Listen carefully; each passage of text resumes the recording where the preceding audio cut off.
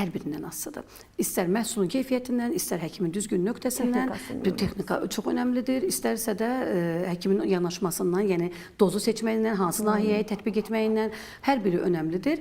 Və botoksu biz həmçinin aşırı tərləmələrdə hiperhidroz dediyimiz qol altı, əlin içi, ayaq altı nahiyələrdə tətbiq edirik. Bir də pasientlərdə bir çox, yəni belə deyim, yanlış bilinən bir şey də var ki, botoks ediriksə biz botulizm olacağıq. Belə bir anlaşılma da vardır.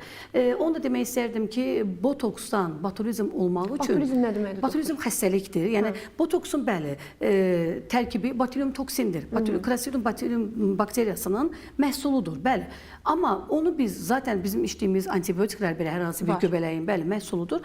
Onu düzgün dozda, ona görə çox önəmlidir və düzgün preparat. Elə botokslar var ki, inanın ki, onu natriklorla durlaşdırdıqda elə bir paltar yuyanda paraşokla belə o qədər köpük olur ki, yəni çox o görünüş o deməkdir ki, bu birbaşa yəni toksindir. Bəli, bu az dozda sizin görmə sinizə təsir edə bilər, baş ağrı verə bilər, yüksək dozda botulizm verə bilər.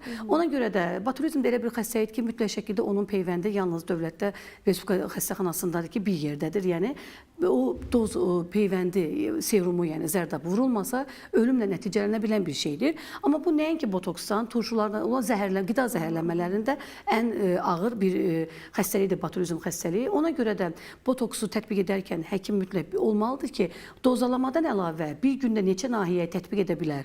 Bu da çox önəmlidir. Amma bizim tətbiq etdiyimiz bir günə istər full botoks, istər masseter, hər zaman pasientlərə deyirəm, bu sizdə botulizm xəstəliyi yaratmaz, qəti şəkildə yaratmaz və 4-6 aydan sonra zaten orqanizmdən tamamilə sovrulub gedir.